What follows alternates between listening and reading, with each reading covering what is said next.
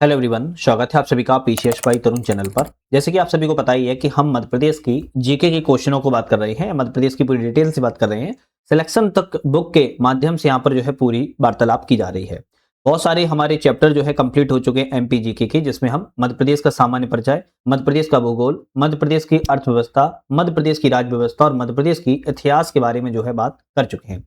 आज हमारा यहाँ पर जो चैप्टर चल रहा है मध्य प्रदेश में जनजातियां प्रदेश, मतलब कि ट्राइब्स के बारे में जो है सिलेक्शन तक बुक के माध्यम से बात कर रहे हैं, जिसकी इस 47 चैप्टर की 2 वीडियो आपकी आने वाली हैं। 2 में से पार्ट 1 अभी हम लगा रहे हैं, पार्ट 2 नेक्स्ट वीडियो में आएगा। इसके बाद हम मध्य प्रदेश की कला संस्कृति, खेल प्रदर्शन एवं विविध के बारे में बात करेंगे। तो सबसे पहले आज का जो हमारा रहने वाला है 47 में मध्य प्रदेश की जनजातियों के बारे में बात करेंगे। आप सभी को पता है कि कोई भी चैप्टर पढ़ने से पहले हम इंट्रोडक्शन की बात की जाए, सामान्य परिचय की बात की जाए, तो अनुसूचित जनजातियों का सामान्य परिचय देख लेते हैं। तो भारत के संविधान में अनुच्छेद 366 क्लोज 25 के अनुसार जनजातियों से तात्पर्य उन जनजाति समुदायों या समूहों से है जो संविधान के अनुच्छेद 342 क्लोज 1 में अनुसूचित जनजाति के रूप में माने गए हैं। उनको हम जो है जनजाति समुदाय या समूहों के अंतर्गत रखते हैं। अनुच्छेद 342 राष्ट्रपति किसी राज्य या केंद्र शासित प्रदेश के लिए अनुसूचित जनजातियों की सूची अधिसूचना जारी जो है कर सकता है। और ये क्वेश्चन एमपीपीएससी प्री 2025 में ऑलरेडी आ चुका है कि राष्ट्रपति किस आर्टिकल के तहत किसी भी राज्य या केंद्र शासित प्रदेश को अनुसूचित जनजाति की सूची अधिसूचना जारी कर सकता है। तो आर्टिकल 342 के तहत अनुसूचित जनजातियों की कुछ विशेषताएं होती हैं। एक निश्चित भौगोलिक क्षेत्र में निवास करने वाली हो, विशिष्ट जनजाति संस्कृति, भाषा, प्रथाएं, परंपराएं, धार्मिक विश्वास, कला एवं दस्तकारी से संबंधित हो, सामाजिक, आर्थिक और शैक्षणिक रूप से पिछड़ापन हो, तभी इनको राष्ट्रपति के द्वारा अनुसूचित जनजाति घोषित जो है की जाती है। कुछ फैक्ट हैं, जैसे पहली बार अनुसूचित जनजाति शब्द का प्रयोग भारत शासन अधिनियम 1935 में किया गया था। वर्तमान में मध्य प्रदेश में 43 अनुसूचित जनजातियां निवासरत हैं। पहले 46 थी, लेकिन वर्तमान में कीर, मीना और पार्थी को 2003 में जो है विलोपित या समाप्त कर दिया गया। तो अब केवल 43 अनुसूचित जनजातियां बची हैं। प्राचीन संस्कृत ग्रंथों में आदिवासी को अतविका नाम से जो है जाना गया है और जॉर्ज ग्रियर्सन ने आदिवासियों को पहाड़ी जनजाति के रूप में संबोधित किया है। महात्मा गांधी ने इन्हें गिरिजन कहा है तथा गोविंद सदाशिव घुरिये के द्वारा पिछड़े हिंदू जो है कहा गया है। जनजाति समुदाय के लिए सर्वप्रथम आदिवासी शब्द का प्रयोग ठक्कर बापा ने प्रयोग किया था, जिन्हें जनजातियों का पितृ पुरुष भी कहा जाता है। बैरियर एल्विन ने जनजाति समूहों की कला संस्कृति उनके जीवन पर आधारित द बैगा 1939 में, मुरिया और उनका घोटुल 1947 में पुस्तक को लिखा हुआ है। प्रोफेसर श्यामचरण दुबे एवं इनकी पत्नी लीला दुबे ने गौड़ जनजाति का सामाजिक एवं सांस्कृतिक अध्ययन भी किया हुआ है। एक क्वेश्चन आता है, जनजाति गौरव दिवस कब मनाया जाता है? और एमपीपीएससी प्री 2025 में ये भी क्वेश्चन आया था। 15 नवंबर को जनजाति गौरव दिवस जो है मनाया जाता है। प्रतिवर्ष जननायक बिरसा मुंडा की जयंती के उपलक्ष्य में जनजाति गौरव दिवस के रूप में मनाते हैं। मध्य प्रदेश की सबसे बड़ी जनजाति की बात किया तो भील है और सबसे छोटी जनजाति की बात किया तो कमार है। ये भी आप याद कर लीजिए। कुछ आंकड़े हैं जो 2011 की जनगणना के अनुसार है। वर्तमान में मध्य प्रदेश में बात किया तो 1,53,16,784 व्यक्ति जनजाति वर्ग जो है निवास है। मध्य प्रदेश में जनजाति जनसंख्या 21.10% है, जबकि भारत में 8.6% है। तो मध्य प्रदेश की जनसंख्या में अगर इनका प्रतिशत पूछा जाए तो ज्यादा रहता है 21.10%। भारत में पूरी जनसंख्या में 8.6% है। देश की सर्वाधिक अनुसूचित जनजातियां मध्य प्रदेश में ही निवास करती हैं और देश की कुल अनुसूचित जनजातियों की जनसंख्या 14.69% मध्य प्रदेश में निवास करती है। जनजाति प्रतिशतता की दृष्टि से मध्य प्रदेश में देश में स्थान पूछा जाए तो 13वां है। प्रतिशत की दृष्टि से बात की जा रही है।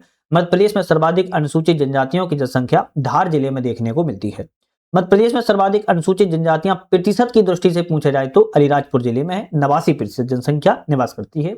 भिंड जिला मध्य प्रदेश में न्यूनतम अनुसूचित जनजाति वाला जनसंख्या वाला जिला है और प्रतिशत वाला भी जिला आपका भिंड जिला ही है, सबसे न्यूनतम में।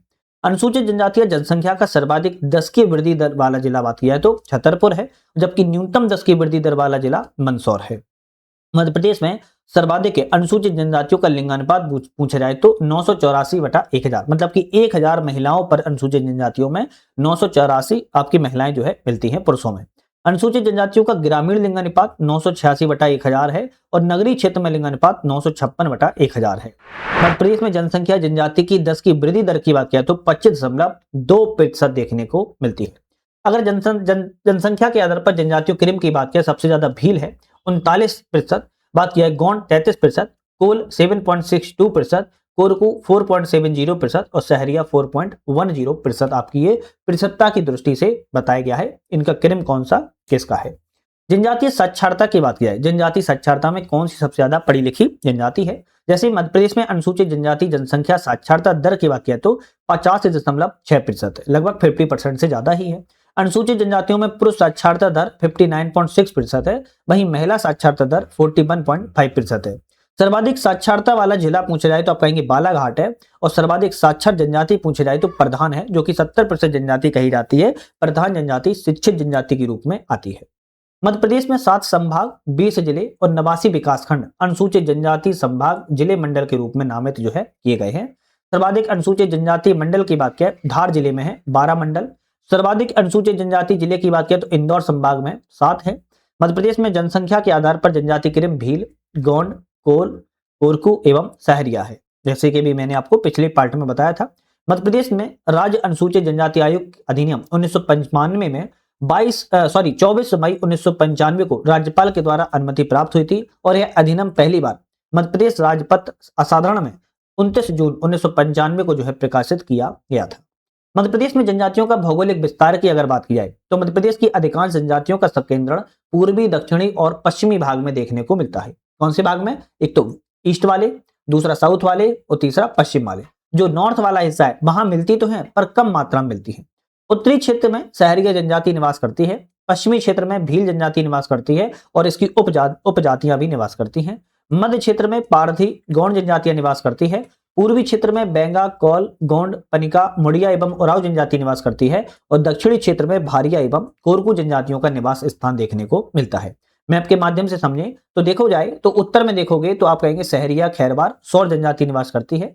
पश्चिम में भील, बंजारा जनजाति, आपकी दक्षिण में भारिया, कोरकू, पूरब में बेंगा, मुड़िया, उराव और पूर्व में ही आपके उत्तर पूर्व में कोल, पनिका जनजाति और मध्य में परदी एवं गोंड जनजाति जो है निवास करती है। चाहो तो इसका आप स्क्रीनशॉट भी ले सकते हो, ध्यान रखिएगा। ठीक है, चलिए नेक्स्ट क्वेश्चन की तरफ बढ़ते हैं। नेक्स्ट क्वेश्चन हमारा आता है मध्य प्रदेश में जनजातियों के प्रदेश कौन से हैं। तो मध्य प्रदेश में जनजातियों के प्रदेश की अगर बात की जाए तो उत्तरी जनजाति प्रदेश में श्योपुर, शिवपुरी, मुरैना, भिंड, ग्वालियर एवं गुना आते हैं।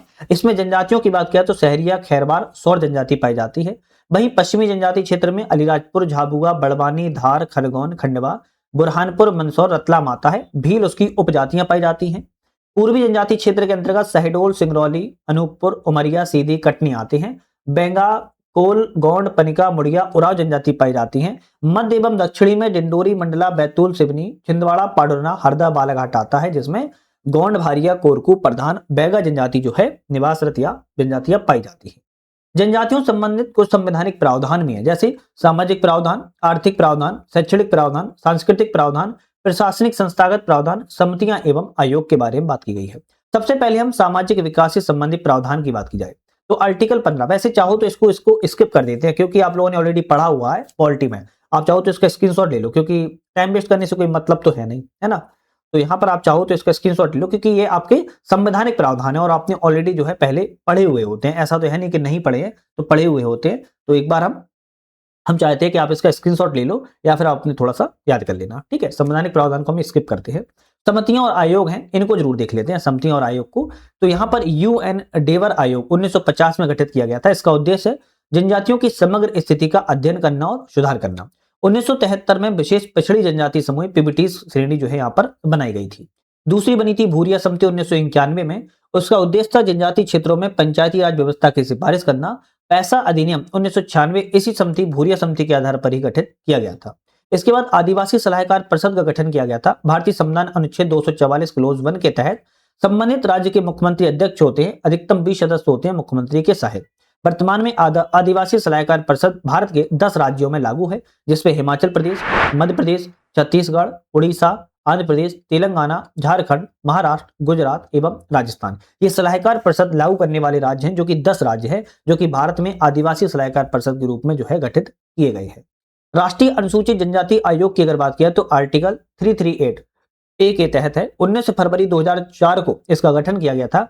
जनजातियों के अधिकार और सुरक्षा के उपायों की निगरानी करता है।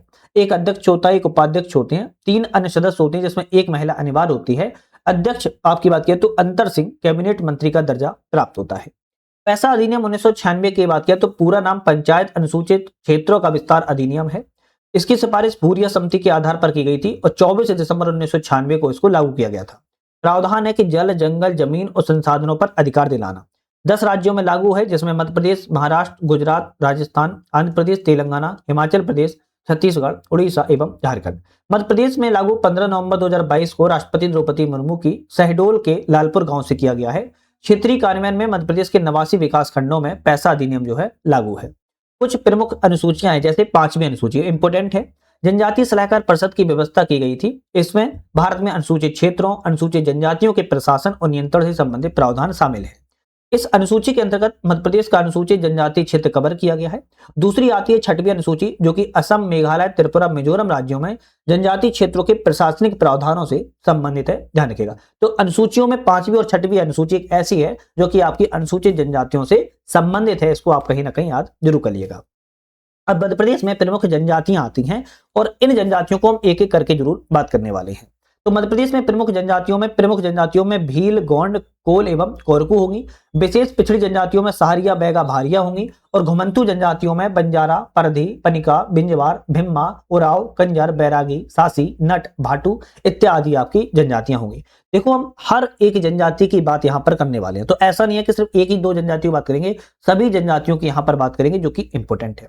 सबसे पहले भील जनजातियों की बात किया है। सामान्य परिचय, भौगोलिक विस्तार, उपजातियां, सांस्कृतिक, सामाजिक, आर्थिक व्यवस्था और धार्मिक व्यवस्था के बारे में। तो भील शब्द की जो उत्पत्ति है द्रविड़ भाषा के बील से हुई है, जिसका संस्कृत में अर्थ बिल होता है और इसका अर्थ जो होता है धनुष होता है। भारत और मध्य प्रदेश की सबसे बड़ी जनजाति भील मानी जाती है। कर्नल टॉड ने भीलों को बनपुत्र कहा है और टॉलमी ने फिलाइट्स या तीरंदाज कहा है। 2011 की जनगणना के आधार पर मध्य प्रदेश में भीलों की जनसंख्या लगभग 59.93 लाख है, जो कि अनुसूचित जनजातियों का 39% है। द भील पुस्तक के लेखक टीवी नायक है और धनुष बाण भीलों का प्रतीक है। यह जनजाति अपनी गुरिल्ला रणनीति और तीरंदाजी कौशल के लिए विख्यात है, जो कि 2023 में क्वेश्चन ऑलरेडी आ चुका है। इसकी भौगोलिक विस्तार की बात किया है तो भील जनजाति का संकेंद्रण मध्य प्रदेश के पश्चिमी भाग में है। प्रमुखता अलीराजपुर, झाबुआ, बड़वानी, धार, खरगोन, खंडवा, बुरहानपुर, मंदसौर एवं रतलाम जिलों में। भील की उपजातियों की बात किया तो भिलाला जो है भील की सबसे बड़ी उपजाति है। तड़बी भील औरंगजेब के समय इस्लाम धर्म को ग्रहण कर लिया था। अन्य उपजातियों में पटेलिया, बरेला, उजला, रथियास, धनुका एवं राठिया है। सामाजिक सांस्कृतिक की बात किया तो भीलों में सत्तात्मकता, संयुक्त परिवार पाए जाते हैं। सामाजिक धार्मिक व्यवस्था को संचालित करने के लिए पटेल, तड़बी, ढायला, पुजारा, भगत, बड़वा गांव प्रतिष्ठित व्यक्ति हैं।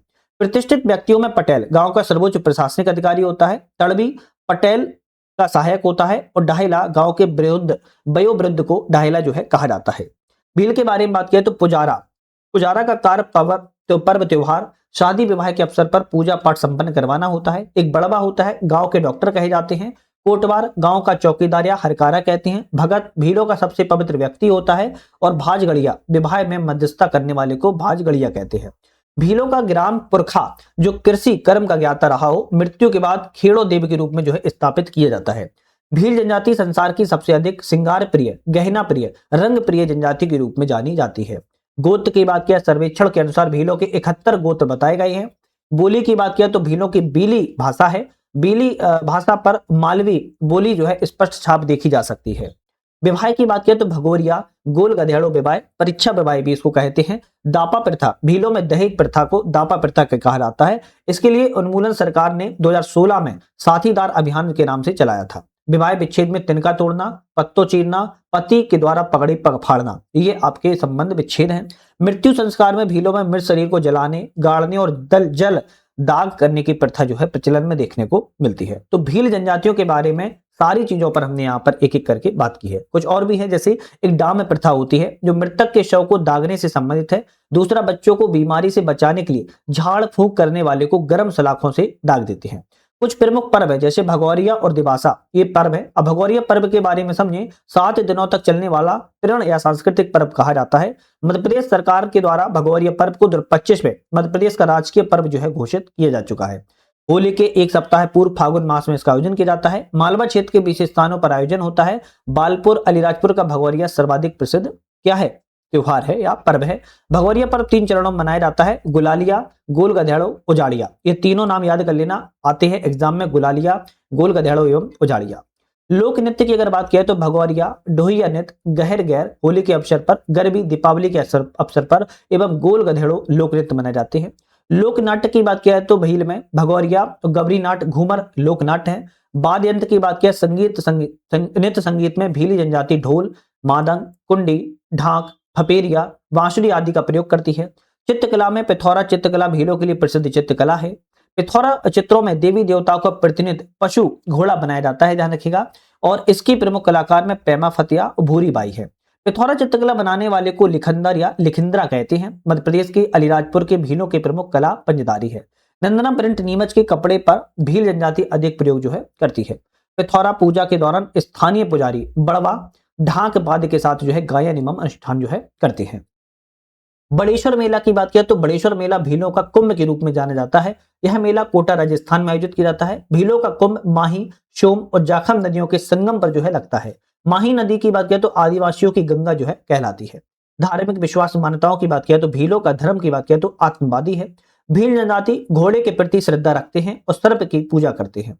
भील के कुछ देवता हैं जैसे भीलट बाबा, राजा पंथा, बाबा देव, कुहाजा देव एवं गल देवता। ये भीलों के देवता हैं जिनको आपको याद करना चाहिए मुझे लगता है। आर्थिक व्यवस्था में बात किया तो भीलों का आर्थिक जीवन मुख्यतः कृषि पर आधारित है।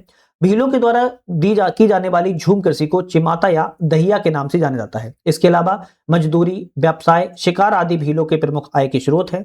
भीलों में हलवा प्रथा का संबंध जल संरक्षण से है।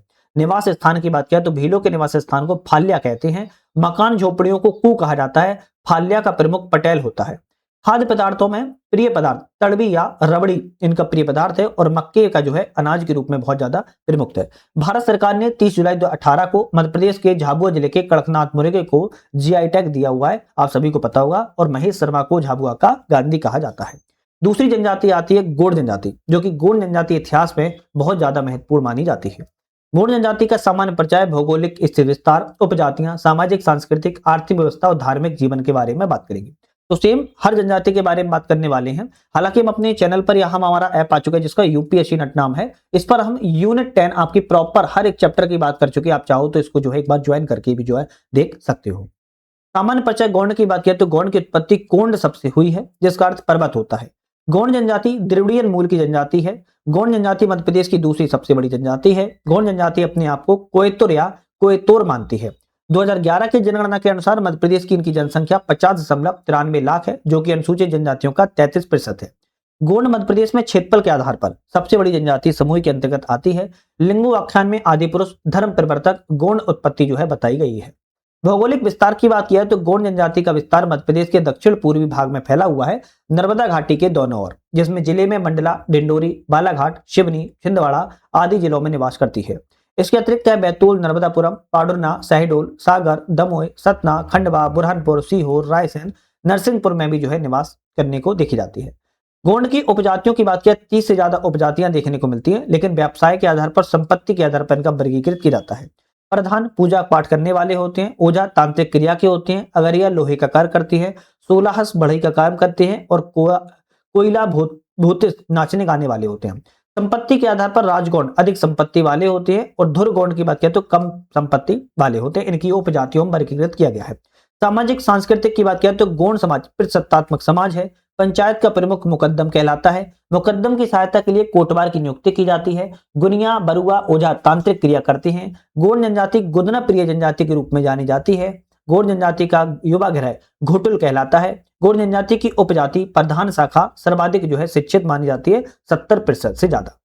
विवाह पद्धति की बात किया तो दूध लोटापा, लमसेना विवाह और आपका पठौनी विवाह, चढ़ विवाह, सोतुर विवाह, अपहरण विवाह जिसे कहते हैं, हट विवाह, बलात् विवाह, परिवीक्षा विवाह, ये आपकी गोंड जनजाति के कुछ विवाह माने जाते हैं।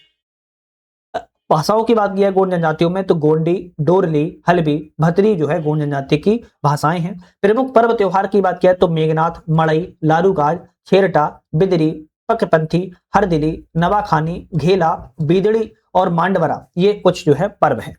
प्रमुख नृत्य की बात किया गोंडों में तो सैला, गेड़ी, कर्मा, बिरहा, सजनी, सुआ नृत्य, पूजा नृत्य एवं ढंडार दीपावली के समय मनाया जाता है कुछ नृत्य है। प्रमुख गीत में ददरिया, नोहे डोरा, सैला, भड़ोनी, सजगी, फाग दीवारी इनके प्रमुख गीत हैं। चित्रकला में गौड़ चित्रकला को जनगण कला, प्रधान चित्रकला, ढिगना कला, पाटन चित्रकला के नाम से भी जाना जाता है। इसके बाद अगर हम बात की जाए तो आर्थिक व्यवस्था में, तो गोंडों का मुख्य जो कार्य है वो कृषि करना होता है। गोंडों द्वारा की जाने वाली कृषि को झूम कृषि बारी कहलाती है। गोंड जनजाति वनोपज संग्रह का कार्य करती है। मोटे अनाज से बना पेय पदार्थ पेज इनका प्रिय भोजन है। गोंडों का मोहल्ला टोला के नाम से जो है जाना जाता है। धार्मिक विश्वास मान्यताओं की बात की जाए तो गोंड जनजाति के धार्मिक विश्वास में टोटम अत्यंत महत्वपूर्ण है। प्रमुख देवता में बड़ा देव, ठाकुर देव ग्राम देवता, नारायण देव और लोहासुर अगरिया के देवता है। दूल्हा देव गोंडों के सबसे प्रमुख देवता हैं। खैरमई ग्राम की सीमा रक्षक देवी हैं और पैनकड़ा गोंडों का गोत्री पूजा स्थल के रूप में जो है जाना जाता है।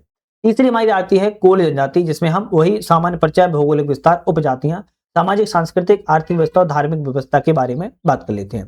कोल जो है मुंडा समूह की अत्यंत प्राचीन आदिम जनजाति है।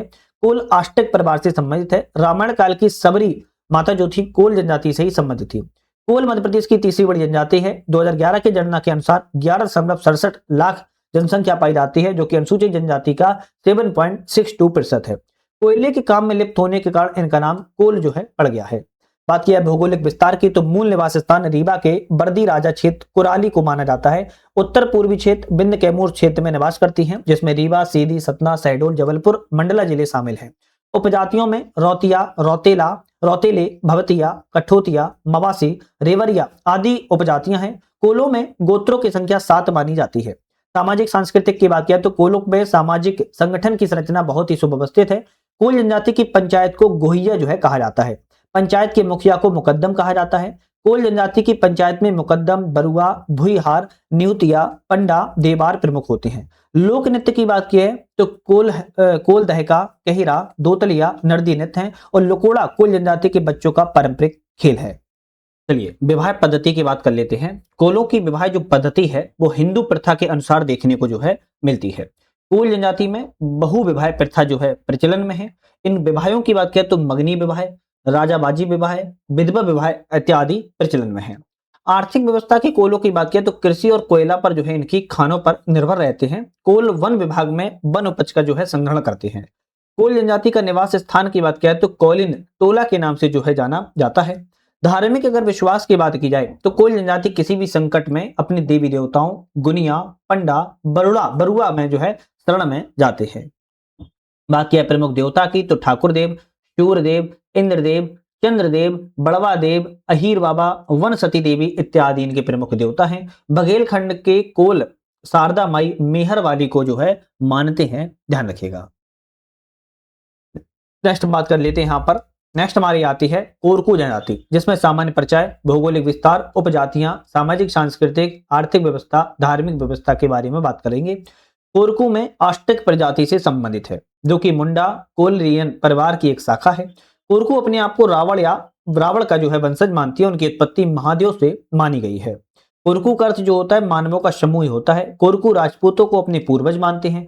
कोरकू मध्य प्रदेश की चौथी सबसे बड़ी जनजाति है। इनकी जनसंख्या की बात किया 7.3 लाख है और अनुसूचित जनजाति का प्रतिशत 4.7% है। महर्षि वाल्मीकि को ये अपना प्रथम पितृ पुरुष के रूप में जो है मानते हैं।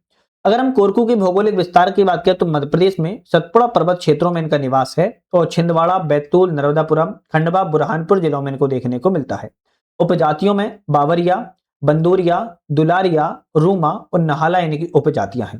सामाजिक सांस्कृतिक में बात किया तो कोरकू जनजाति में सामाजिक संगठन तीन रूप में पाए जाते हैं। पड़ियार कोरकू में पूज्य और अति विशिष्ट व्यक्ति होते हैं। भूमका जनजाति का पुरोहित माना जाता है। पटेल समाज का गणमान्य और अनुभवी व्यक्ति होता है।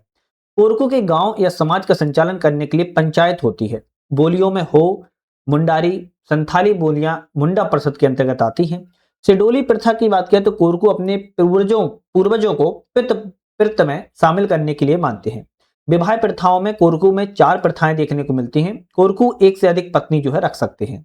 लमसैना प्रथा घर दामाद होता है। चिथौड़ा प्रथा, राजाबाजी प्रथा, तलाक एवं विधवा विवाह में प्रथाएं प्रचलित हैं। त्योहारों की अगर बात की जाए कोरकू में तो कोरकू लोग गुड़ी पड़वा, अखातीज, डोडबली, जिरोती पोला, देव दशहरा, दिवाली, माघ दशहरा, होली जैसे त्योहार जो है मानते हैं। इनके द्वारा मेघनाथ खंभ की स्थापना जो है की जाती है और यह सांस्कृतिक धार्मिक अनुष्ठानों का हिस्सा है। चित्रकला की बात की जाए तो गुदानिया मांगलिक चित्र और ठाड़िया ग्वाल स्त्रियों के द्वारा निर्मित किए जाते हैं। नृत्य की बात क्या है, थापड़ी, चटकोरा, गदली नृत्य है। नाट्य की बात क्या है, खंग में स्वांग इनका एक नाट्य है। गीत कोरकू जनजाति के लोग होली के अवसर पर सजनई फगनई जो है गीत गाते हैं। इनमें सिडोली प्रथा जो है एक मृतक संस्कार प्रथा है, जिसमें मंडो या मंडा जो है कहा जाता है, मृतक स्तंभ को बनाया जाता है, जिसे मंडो या मंडा कहा जाता है। जो मंडो नहीं बनाए जाते वहां मृतक के नाम पर पत्थर बाबा देव बनाए रखा जाता है, जिसे सिडोली संस्कार भी कहा जाता है। आर्थिक व्यवस्था की बात करें तो कोरकू जनजाति के लोग मुख्य रूप से कृषि पर निर्भर रहते हैं। खेतों में काम करने वाले कोरकू को भाग्या कहा जाता है। पहाड़ी अंचल के कोरकू वन विभाग के लिए लकड़ियां ढोते हैं। जंगल काटकर कृषि करना को बदलवा कहलाता है। कोरकू का वर्गीकरण राजकोरकू धनायन व्यक्ति होते हैं, पथारिया मजदूर व्यक्ति होते हैं और मोवासी अपराधी वर्ग के व्यक्तियों के रूप में जो है वर्गीकरण का किया गया है। धार्मिक और मान्यताओं की बात की जाए तो प्रमुख देवता में महादेव, रावण, मेघनाथ, महावीर, डोंगर देव, भटुआ देव, सूर्य, चंद्रमा, नर्मदा, ताप्ती माई इनकी बहुत सारी प्रमुख देवता हैं। होली के अवसर पर रावण की पूजा करते हैं और खनेरा देव की विशेष रूप से पूजा दशहरे के अवसर पर की जाती है। कोरकू कुत्ता की पूजा भी करते हैं। पटियार तांत्रिक रूप से कार्य करते हैं। कोरकू सामुदायिक रेडियो केंद्र की बात करें तो खंडवा जिले में स्थित है। कोरकू जनजाति वर्ष में 2 बार जादुई शक्तियां और आत्माओं को बलि देकर जो है प्रसन्न भी करती है। गोंड कोरकू दोनों ही समुदाय स्वयं को रावण का वंशज मानते हैं। एमपीपीएससी 2021 में इस प्रश्न को उत्तर गोंड एवं कोरकू दोनों को सही माना गया था, ध्यान रखिएगा। मध्य प्रदेश की विशेष पिछड़ी जनजातियों की बात किया जिन्हें पीबीटीज में शामिल किया गया है। एमपीपीएससी 2025 में आया क्वेश्चन था, जिसमें सहरिया, बैगा और भारिया है। सहरिया की उपजातियां सबर, सवर, सौर, सेहर और सोनार होती हैं। इनकी जनसंख्या 6,14,958 है। प्रतिशत में 4.01% है। गुना, शिवपुरी, श्योपुर, मुरैना, ग्वालियर, बिरसा, राजगढ़ जिले में देखने को मिलती है। बैगा की बात किया तो भिंजवार, नरोतिया, भरोतिया, रायमैना, कठमैना, गौड़मैना इनकी जनजातियां हैं, उपजातियां हैं। 4,14,526 जनसंख्या है। 2.71% में है। मंडला, डिंडोरी, बालाघाट, उमरिया, अनूपपुर जिले में देखने को मिलती है। भारिया में भूमिया, भुईहार, पैडो या पंडा इनकी उपजातियां हैं। 1,93,230 जनसंख्या है। 1.26% है। छिंदवाड़ा, पातालकोट, जबलपुर जिले में देखने को मिलती है, जिनमें सबसे ज्यादा सहरिया, बेंगा, फिर आपकी भारिया जनजाति आती है। मध्य प्रदेश की कुल 75 विशेष पिछड़ जनजातियां हैं। भारत में 75 विशेष पिछड़ जनजातियां हैं, जिनमें से 3 विशेष पिछड़ जनजातियां मध्य प्रदेश में निवास करती हैं। विशेष पिछड़ी जनजातियों का दर्जा भारत सरकार के गृह मंत्रालय के द्वारा दिया जाता है। 1973 में डेबर आयोग की सिफारिश पर सर्वप्रथम पीवीटीज का वर्गीकरण किया गया था। 2006 में पीटीज का नाम बदलकर पीवीटीज जो है कर दिया गया है। मध्य प्रदेश की बैगा, भारिया, सहरिया के लिए अलग अलग पृथक विकास प्राधिकरणों के साथ 11 विकास प्राधिकरण जो है कार्यरत कर रहे हैं। भारत सरकार ने 8/1/2023 को विलोपित 3 जनजातियों को किया था। कीर जो कि भोपाल, रायसेन, सीहोर जिले में पाई जाती थी। मीना बिरसा सिरोंज डिवीजन में पाई जाती थी। पारधी भोपाल, रायसेन, सीहोर जिले में पाई जाती थी। भारत सरकार के द्वारा कीर, मीना, पारधी को विलोपित जो है घोषित कर दिया गया है। जनजातियों में बात किया है तो भील जनजाति है, जो कि भीली भाषा बोलती है, देवनागरी लिपि लिखती है। गोंड जनजाति गोंडिया जहरी भाषा बोलती है, देवनागरी लिपि लिखती है। भारिया जनजाति भरनौती या भरियारी भाषा बोलती है, देवनागरी लिपि लिखती है। नागमोरी मध्य प्रदेश की पारंपरिक जनजाति आभूषण है, जिसे बाहें में पहना जाता है और चांदी का बना होता है। ओबीसी वर्ग का दर्जा की बात किया घुमंतु जनजातियों में बंजारा, धनगर, लोहार या गशाड़ी को दिया गया है और अनुसूचित जनजातियों में पासी, पारथी, नट को जो है दिया गया है। जनजातियां बहुत अच्छे से याद करनी पड़ेंगी आपको, तभी आप याद कर पाओगे। सहरिया जनजाति में की बात किया है तो सामान्य परिचय, भौगोलिक विस्तार, उपजातियां, सांस्कृतिक सामाजिक जीवन, आर्थिक व्यवस्था और धार्मिक बात करेंगे। सहरिया की मध्य प्रदेश की 3 विशेष पेशी जनजातियों में से एक है। सहरिया द्रविड़ समूह जिसे कोलेरियन परिवार की जनजाति मानी जाती है। इसकी उत्पत्ति सबरी से मानी गई है। यही कारण है कि सबर, सवर, सौर और सहरिया कहलाते हैं। ऐत्रेय ब्राह्मण में सहरियाओं को विश्वामित्र के वंशज माना गया है या कहा जाता है। सहरिया जनजाति जनसंख्या की दृष्टि से मध्य प्रदेश की 5वीं सबसे बड़ी जनजाति है। भौगोलिक विस्तार की बात किया तो सहरिया जनजाति का मूल निवास साहेबाद का जंगल मतलब कि कोटा राजस्थान माना जाता है और मध्य प्रदेश के उत्तर पश्चिमी क्षेत्र में यह मुख्य रूप से पाई जाती है, जिसमें गुना, शिवपुरी, श्योपुर, मुरैना, ग्वालियर, विदिशा, राजगढ़ जिले जो है आते हैं। उपजातियों में बात किया तो सबर, सवर, सौर, सेहर और सोनार इनकी उपजातियां हैं। एक गोत्र के लोग कुटुंबी, गोती, सगोती, भाई बंदी कहलाते हैं। सहरिया जनजाति की गोत्रों की संख्या की बात किया तो 51 है। उमरिया उमर पेड़ के नीचे छिप गए हैं। भड़ोरिया भिगोड़ी घास में पीछे छिप गए हैं। सोलकिया सलाई पेड़ के पीछे छिप गए। सिल या पत्थर के पीछे छिप गए। इनकी उपजातियां हैं, इनको थोड़ा सा आप देख सकते हो, याद कर सकते हो। सामाजिक सांस्कृतिक जीवन की बात किया तो प्रतिसत्तात्मकता है, संयुक्त परिवार की व्यवस्था देखने को मिलती है। परिवार में इकाई को बात किया तो कुटुंब कहलाती है और यह कोलिनियन परिवार से मानी जाती है। शहरिया में पंचायत में पटेल, कोटबार, बराई, भोपा और प्रधान पाए जाते हैं। सहराने का मुखिया पटेल कहलाता है, जिसे हम खुटिया पटेल भी कहते हैं। शहरिया जनजाति का लड़की का जन्म शुभ माना जाता है और विवाह पद्धति हिंदू प्रथा के अनुसार होती है। इसमें लहंगी नृत्य, रागनी, दुलदुल घोड़ी नृत्य पाए जाते हैं। लोकगीत में लांगुरिया, भेंट, भतैया और बन्ना प्रमुख है। पर्व त्योहार की बात किया, शहरी जनजाति दीपावली, होली, दशहरा, हरियाली अमावस्या, तेजा नवमी सभी त्योहार मनाती है। तेजा नवमी शहरिया लोग विशेष पर्व के रूप में मानते हैं। बोली की बात किया, शहरी जनजाति हिंदी भाषा बोली जाती है। शहरिया समाज में बात बात पर कहावतों का प्रयोग प्रचलन में है। मृत्यु संस्कार की बात किया है तो मृतकों को जलाने गाड़ने की प्रथा प्रचलन में है। शहरियों में खूंटा अमर महात्मा का प्रतीक जो है माना जाता है। आर्थिक व्यवस्था की बात किया तो कृषि, मजदूरी और वनोत्पाद इनका संग्रह करना मुख्य रूप से आर्थिक व्यवस्था है। शिल्प और शिकार भी इनकी अल्प आर्थिक स्रोत के रूप में आते हैं। साथ में जड़ी बूटियों के अच्छे ज्ञाता होते हैं। धार्मिक विश्वास की बात किया है तो शहरिया प्रायः हिंदू धर्म को मानते हैं। सीता इनकी आराध्य देवी मानी जाती है। शहरिया आत्मा और तंत्रमंत्र में विश्वास करते हैं। शहरिया जीववाद, प्रकृतिवाद, बहुदेववाद में विश्वास करते हैं। प्रमुख देवताओं में तेजाजी, सीता माता, भैरव देव, नाहर देव, भूमिया देव, धरती के देव, हीरामन देव प्रमुख है। भारत का इथोपिया, मध्य प्रदेश का श्योपुर जो है शहरिया जनजाति का बाहुल्य क्षेत्र है। शहरिया भारत की सर्वाधिक कुपोषित जनजाति है और श्योपुर को भारत का इथोपिया जो है कहा जाता है। शहरिया जनजाति संग्रहालय श्योपुर में है। शहरिया सामुदायिक केंद्र कराहल श्योपुर में है। शहरिया सम्मेलन 18 जून 2025 को कैलारस श्योपुरी में ही किया गया था। ठीक है, अब आती है हमारी बैगा जनजाति। बैगा जनजाति के सामान्य परिचय की बात किया है तो बैगा जनजाति 3 विशेष पिछड़ी जनजातियों में से एक मानी जाती है। बैगा द्रविड़ वर्ग की प्रोटो ऑस्ट्रेलाइट जनजाति है। बैगा स्वयं को जंगल का राजा कहते हैं। बैगाओं के अन्य नाम में भूमि का प्रकृति पुत्र है। बैगा जनजाति के लोग अपने आप को धरती का पुत्र बिंजवार कहकर संबोधित करना पसंद करते हैं। बैगा जनजाति के कौवे का विशेष सम्मान करती है। बैगा जनजाति के लोगों को बैरियर एल्विन ने अपनी पुस्तक द बैगा में जादूगर या वैद्य के रूप में जो है कहा है। मध्य प्रदेश में बैगा जनजाति की जनसंख्या 4.15 लाख 4,15,000 बताई गई है। मध्य प्रदेश में सर्वाधिक बैगा जनजाति बहुल जिला मंडला जिला माना जाता है। भौगोलिक विस्तार की बात किया तो बैगा जनजाति का संकेंद्रण मध्य प्रदेश के पूर्वी सतपुड़ा मैकाल पर्वत में देखने को मिलता है, जिसके अंतर्गत मंडला, डिंडोरी, बालाघाट, उमरिया, अनूपपुर जिले में निवास करती है।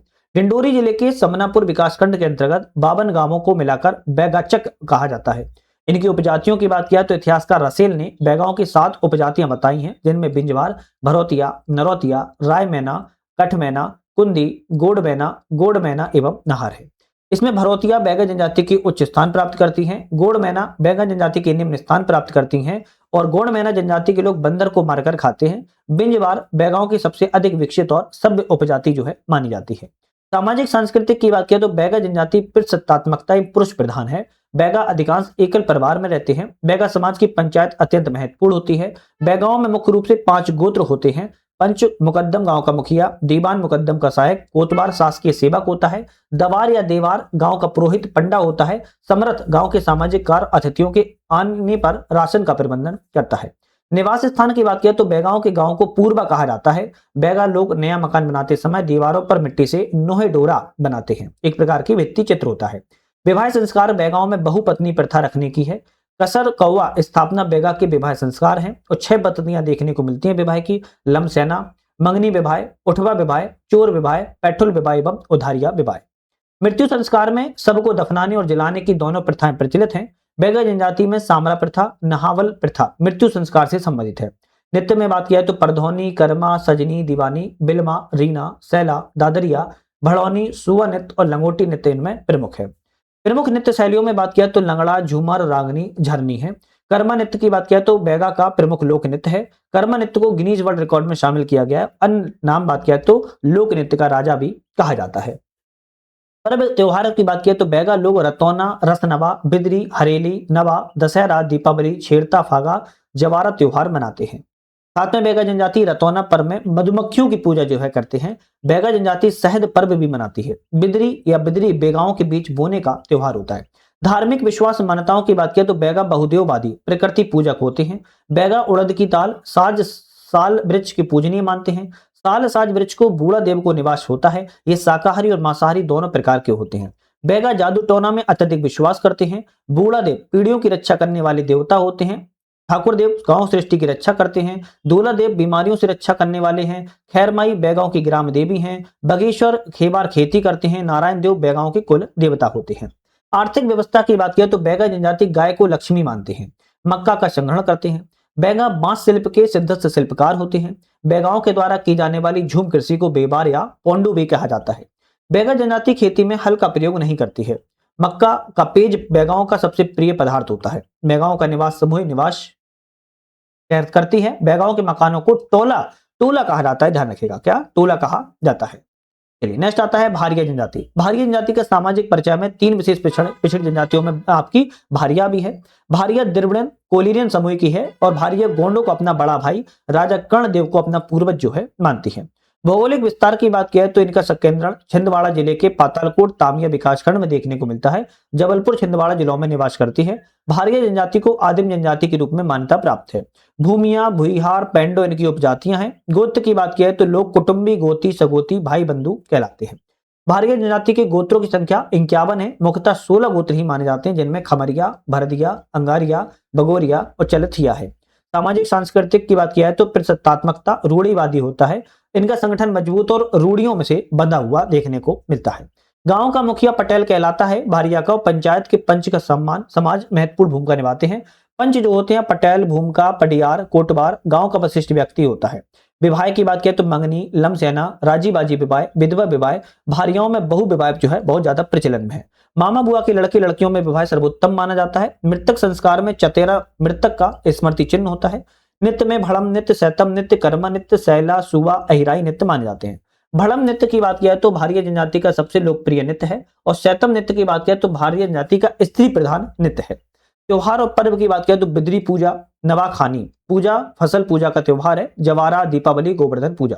गायन की बात किया तो कर्मा, शुवा, सैतम, मटिया, भावर उपजन होता है।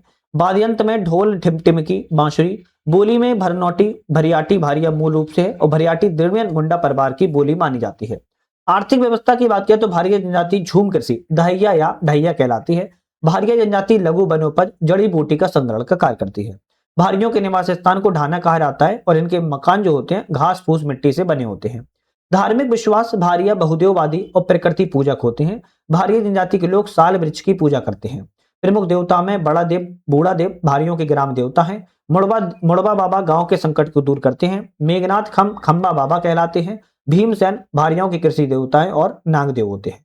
हरदुल की पूजा मध्य प्रदेश की भारिया जनजाति में बहुत ज्यादा प्रचलन में है। फिर आती है पनिका जनजाति। पनिका द्रविड़ समूह की प्रोटो ऑस्ट्रेलियन जनजाति है। सीधी, अनूपपुर, शहडोल, उमरिया क्षेत्र में निवास करती है। कबीरपंथी जनजाति मानी जाती है। कपड़ा बुनाई पर निर्भर होती है, बुनकर भी कहते हैं और पनिका जनजाति पारंपरिक वस्त्रों का निर्माण करती है। इसके बाद उराव जनजाति आती है। उराव द्रविड़ समूह की जनजाति है। मध्य प्रदेश छत्तीसगढ़ के सीमावर्ती जिलों में पाई जाती है। उपजातियों में उराव, धांगड़, धनका, कोंडा कहलाती है। उराव जनजातियों का नृत्य जो है सरहुल नृत्य कहलाता है। उराव जनजाति में गांव का मुखिया महतो कहलाते हैं। उराव जनजाति का पूजा स्थल बगिया, योबाग्राय, धुमकोरिया कहलाता है। उज्जमन मुख्य रूप से उराव जनजाति का दाह संस्कार है। इसके बाद बिंजवार जनजाति द्रविड़ समूह की जनजाति है। बैगा जनजाति का विकसित वर्ग बिंजवार कहलाता है। विंध्याचल पर्वत मूल निवास जनजाति मानी जाती है और यह भौगोलिक बालाघाट, मंडला, डिंडोरी जिले में देखने को मिलती है। मुड़िया जनजाति की बात करें तो भौगोलिक रूप से मध्य प्रदेश छत्तीसगढ़ के सीमावर्ती जिले में पाई जाती है। मुड़िया जनजाति का प्रमुख नृत्य गौर है और गौर नृत्य को वेरियन एलेवन ने सर्वश्रेष्ठ नृत्य कहा है। Verrier Elwin Muria and their Ghotul के लेखक भी हैं। पारधी जनजाति की बात करें तो भौगोलिक रूप से मध्य प्रदेश के रायसेन, भोपाल जिलों में देखने को मिलती है। पारधी जनजाति की उपजातियों में बहेलिया, टकिया, टाकनकर, लंगोटी है और लंगोटी पारधी चंडी देवी की आराधना जो है करते हैं। चलिए नेक्स्ट बात करेंगे कोरबा जनजाति। कोरबा कोल जनजाति की उपजाति है। कोरबा जनजाति का भौगोलिक विस्तार मध्य प्रदेश और छत्तीसगढ़ सीमावर्ती वर्ग में देखने को मिलता है। कोरबा जनजाति की जो पंचायत है वो मेयारी के नाम से जो है जानी जाती है। चलिए अब हम बात करेंगे बंजारा जनजाति। बंजारा जनजाति का मध्य प्रदेश में घुमंतू समुदाय के रूप में जानी जाती है। बंजारा जनजाति भौगोलिक विस्तार मध्य प्रदेश, राजस्थान के सीमावर्ती जिलों में देखने वाली है और इनका नृत्य जो है तलवार, कालबेलिया, मछली तांडा और डिंडविल्ली इनका प्रमुख आपका नृत्य है। कंघी के आविष्कार के लिए बात की जाए तो बंजारा समुदाय को ही जाना जाता है। बंजारा सर्वाधिक प्रिय समुदाय है, श्रृंगार प्रिय समुदाय है, ध्यान रखना है। और बंजारा समुदाय का निवास टांडा कहलाता है और इन पर सिख का सबसे ज्यादा प्रभाव जो है देखने को मिलता है, सिख धर्म का प्रभाव मिलता है। हलबा जनजाति भौगोलिक विस्तार मध्य प्रदेश के बालाघाट, मंडला, डिंडोरी जिले में है। खेरवार जनजाति मुंडा समूह की जनजाति है, कत्था बनाने के कार्य के लिए जानी जाती है। खेरवार जनजाति भौगोलिक विस्तार मध्य प्रदेश के ग्वालियर, शिवपुरी, कैमूर पहाड़ी आदि क्षेत्रों में मिलती है। खेरवार जनजाति की पंचायत का मुखिया महतो मांझी जो है कहलाता है।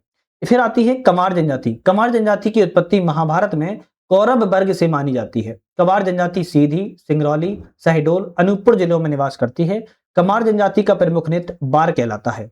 कमार जनजाति के प्रमुख देवता में झगराखंड, बगरा देव, मातिन देवी और बंजारी देवी हैं। पंचायत का मुखिया नोटिया कहलाता है।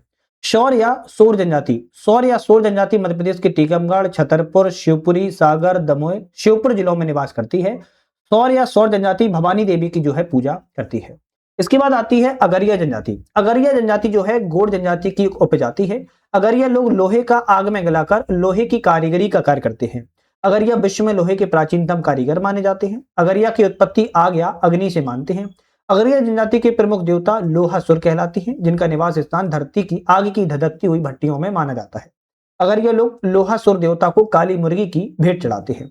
इसके बाद आती है माझी जनजाति। माझी जनजाति ग्वालियर, भिंड, मुरैना, श्योपुर, रीवा, भोपाल, जबलपुर, दतिया और इंदौर जिलों में निवास करती है। बिहार जनजाति की बात किया तो बिहार जनजाति मध्य प्रदेश के टीकमगढ़ और सीधी जिले में पाई जाती है। इसके बाद आती है बिरहोर जनजाति। बिरहोर झारखंड की मूल जनजाति है। मध्य प्रदेश के शहडोल जिले में आपके छोटे समूह में यह बिरहोर जनजाति निवास करती है। कोलम जनजाति की बात किया तो नागपुर विदर्भ की जनजाति है। कोलम जनजाति मध्य प्रदेश की छिंदवाड़ा, बालाघाट, सिवनी जिलों में निवास करती है। इसके बाद आती है भिम्मा जनजाति। भिम्मा जनजाति मंडला, शहडोल, डिंडोरी में निवास करने वाली घुमंतू जनजाति के रूप में जो है जानी जाती है, ध्यान रखिएगा। कीर, मीना और आपकी पारधी जनजाति विलोपित जनजाति हैं, आपको बता ही चुके हैं। योबा ग्रह की बात किया है। योबा ग्रह आदिवासियों का समृद्ध परंपरागत एक रूप होता है। योबा ग्रह के सदस्य मुख्यतः अविवाहित युवक और युवतियां होती हैं। इस संस्था के द्वारा इन्हें जनजाति प्रथा, रीति रिवाज और संस्कृति की शिक्षा जो है दी जाती है, जैसे योबा ग्रह या डॉर्मेट्री के रूप में जाना जाता है। मुंडिया जनजाति का योबा ग्रह घोटल या चौलिक मोटियारी कहलाता है। भारिया का रंगभंग, उराव का धुम कुरिया, मुंडा का गतिओरा और भुइया का थांगर भाषा के नाम से जाना जाता है। मध्य प्रदेश के प्रमुख जनजातियों के कलाकार हैं, जैसे बात किया है तो फैमा फतिया कलाकार भील जनजाति के हैं। इनका संबंध झाबुआ से है और पिथौरा चित्रकार जानी जाती हैं। जनगढ़ श्याम का संबंध गोंड चित्रकला से, डिंडोरी से संबंध है, जिला से चित्रकार के लिए जानी जाती हैं। भूरीबाई का भील जनजाति संबंध है, झाबुआ जिले से, पिथौरा चित्रकार के लिए जानी जाती हैं। दुर्गाबाई व्याम का गोंड चित्रकार है, गोंड जनजाति संबंधित है, डिंडोरी जिला से संबंधित है। ठिगना चित्रकार के लिए जानी जाती हैं। जोदैया बाई बैगा जनजाति संबंधित है, उमरिया जिला से, चित्रकार के लिए जानी जाती हैं। अर्जुन सिंह धुर्वे बैगा जनजाति संबंधित है, डिंडोरी जिला से, परधौनी डांस के लिए जाने जाते हैं। शांता भूरिया भील जनजाति संबंधित है, झाबुआ जिले से संबंध है, चित्रकार के लिए जाने जाते हैं। कलावती श्याम गोंड जनजाति संबंधित है, डिंडोरी जिला से, चित्रकार के लिए जानी जाती हैं। और नन कुसिया श्याम गोंड जनजाति संबंधित है, डिंडोरी से, चित्रकार के लिए जाने जाते हैं। सबसे ज्यादा देखा जाए तो इनका संबंध डिंडोरी जिला से ही संबंधित है। लहरी बाई की बात किया, जनजाति बैगा, जिला डिंडोरी, मिलेट ब्रांड एम्बेसडर के रूप में है, मिलेट क्यून के रूप में लहरी बाई को जो है जाना जाता है। कुछ जनजाति के सामुदायिक केंद्र हैं, जैसे भील सामुदायिक रेडियो केंद्र मध्य प्रदेश का पहला भाबर अलीराजपुर में है। भारिया सामुदायिक रेडियो केंद्र बिजोरी छिंदवाड़ा में है। कोरकू सामुदायिक रेडियो केंद्र खंडवा में है और सहरिया सामुदायिक केंद्र श्योपुर जिले में स्थित है। जनजातियों निवास स्थान, जैसे भील का निवास स्थान को फाल्या कहते हैं, सहरिया के सहिराना, भारिया का ढाना, बंजारा का टांडा। जनजाति और झूम कृषि, भील जनजाति की झूम कृषि उच्च माता, गोंड की बारी, बैगा की बेबार या पोंडू, भारिया का दहिया के नाम से जो है जाना जाता है। इसके बाद हमारी मध्य प्रदेश में विमुक्त, घुमंतु, अर्ध घुमंतु जनजाति समूह के बारे में बात करेंगे। और बात की जाए सबसे पहले घुमक्कड़, अर्ध घुमक्कड़ जनजातियों के बारे में। वे जातियां जो हर समय एक ही स्थान पर रहने के बजाय एक स्थान से दूसरे स्थान पर चली जाती हैं, उन्हें घुमक्कड़, अर्ध घुमक्कड़ जनजातियां कहलाती हैं। मतलब कि एक स्थान पर न रहकर ये घूमती फिरती रहती हैं, उनको घुमक्कड़ या अर्ध घुमक्कड़ जनजातियां कहते हैं। भीखू रामजी हिदायती आयोग के संबंध में घुमंतु अर्ध घुमंतु समुदाय के सुधारों से संबंधित आयोग है, जिसका नाम भीखू रामजी हिदायती आयोग है। मध्य प्रदेश में 30 घुमक्कड़, अर्ध घुमक्कड़ जनजातियां पाई जाती हैं। हर साल 31 अगस्त को विमुक्त जनजातियां दिवस के रूप में मनाया जाता है। विमुक्त जातियों के बारे में बात किया तो मध्य प्रदेश में 21 विमुक्त जनजातियां, देखो घुमक्कड़ जनजातियां की बात किया तो 30 हैं, लेकिन विमुक्त जनजातियों की बात किया तो 21 विमुक्त जनजातियां हैं, जिसमें कालबेलिया, बंजारा, सासी, कंजर, बनछड़ा, मोथिया, भानमत, बगरी, नट, पारधी, बेदिया, हाबुद्दा, भाटू, कुंचबुदिया, बिजोरिया, कबूतरी, सांधिया, पासी, चंद्रवेदिया, बैरागी और सनोरिया है। विमुक्त घुमक्कड़ अर्ध घुमक्कड़ कल्याण विभाग 22 जून 2011 को गठन किया गया था। विमुक्त घुमक्कड़ अर्ध घुमक्कड़ जनजाति कल्याण करना है। मध्य प्रदेश की 51 जातियां घुमक्कड़, विमुक्त और अर्ध घुमक्कड़ जनजातियों में सम्मिलित है। अब आप कहोगे 51 कैसे, तो 51 ऐसे 30 आपकी उम्र आती है घुमंतु एवं अर्धघुमंतु और 21 आपकी हो जाती है विमुक्त जनजाति, तो टोटल 51 हो जाती है। मध्य प्रदेश में राज्य विमुक्त घुमक्कड़ अर्ध घुमक्कड़ जाति अभिकरण का गठन 1996 में किया गया था, जिसमें एक अध्यक्ष 11 सदस्य होते हैं। इसका संचालन जो है विमुक्त अर्ध घुमक्कड़ जनजातियां विकास और अभिकरण के सचिव जो है करते हैं। प्रधानमंत्री जनमन योजना की बात किया तो प्रधानमंत्री जनजाति आदिवासी न्याय अभियान की शुरुआत की गई थी 15 नवंबर 2023 को। विशेष रूप से कमजोर जनजाति समूह पीवीटी समाज के मुख्य धारा में लाना है। इसके लिए बजट 24,000 करोड़ रुपए को पेश किया गया था। योजना के क्रियान्वयन में 9 मंत्रालय शामिल हैं। 18 राज्यों और 7 केंद्रपालित प्रदेशों में 75 पीवीटी आदिवासी समुदाय को शामिल किया गया है। प्रावधान है गरीब परिवार को आवास लाभ देना, स्वच्छ पेयजल, शिक्षा, बिजली, सड़क, स्वास्थ्य, पोषण के अलावा रोजगार के अवसर देना, धन विकास केंद्रों की स्थापना करना, धन उपज व्यापार में तेजी लाना। मध्य प्रदेश में युवा नीति 2023 लाई गई थी 23 मार्च 2023 को। मध्य प्रदेश में युवा कौशल कमाई योजना के नाम से मेधावी विद्यार्थी परिवार की वार्षिक आय सीमा बढ़ाकर 8 लाख रुपए तक करना है। नीट के आधार पर बनेगी 2 मेरिट लिस्ट को सूचीबद्ध 95% नीट से, दूसरी सूची 5% सरकारी स्कूलों में मेडिकल कॉलेज में एडमिशन मिलेगा। सरकारी नौकरी में one time exam fees scheme को लागू करना है। 1000 जनजातीय युवा कलाकारों को 3 महीने की अवधि के लिए 10,000 रुपए फेलोशिप प्रदान करना है। 100 करोड़ रुपए की लागत से स्टूडेंट इनोवेशन फंड बनाया जाएगा। युवा आयोग का पुनर्गठन किया जाएगा। हर साल खेलो एमपी यूथ गेम्स का आयोजन किया जाएगा और पृथक रूप से युवा बजट का निर्माण भी किया जाएगा। तो अभी हमने इस चैप्टर को पूरा नहीं किया है, आधा चैप्टर किया हुआ है। आधा चैप्टर हमारा नेक्स्ट पार्ट में आएगा। तो आप लोगों को लग रहा होगा चैप्टर बहुत बड़ा है। हाँ बिल्कुल चैप्टर बड़ा है, क्योंकि एक ही चैप्टर में सारी ट्राइब्स के बारे में बात की जा रही है। हमने इस चैप्टर में कहां तक बात कर ली, तो घुमक्कड़ अर्ध घुमक्कड़ जनजातियों तक यहां पर बात कर चुके हैं। अब हमारा जो नेक्स्ट वीडियो आएगा पार्ट 2 इसी का, जिसमें संस्कृति, परंपराएं, विशिष्ट कलाएं, प्रमुख व्यक्तित्व, संस्थान, संग्रहालय, प्रशासन के बारे में बात करेंगे। पार्ट 2 चैप्टर भी इंपोर्टेंट है। आधा चैप्टर आज हम कवर कर चुके हैं, आधा चैप्टर हम दूसरे दिन कवर कर लेंगे सेकंड वीडियो में, जो कि इंपोर्टेंट है। आई थिंक आप लोगों को चैनल पे नए थे, सब्सक्राइब लाइक शेयर कर लिया होगा, नहीं किया तो कर लीजिए। हमारा ऐप आ चुका है जिसका नाम यूपीएससी नट है, डिस्क्रिप्शन में लिंक दे दिया है, वहां पर क्लिक करके ज्वाइन कर लेना। बहुत सारे कोर्सेज चल रहे हैं, खास तौर से एमपीपीएससी प्रीलिम्स प्रैक्टिस सीरीज चल रही है, इसको आप लोग ज्वाइन करना नहीं भूलिएगा। तो आज के लिए धन्यवाद।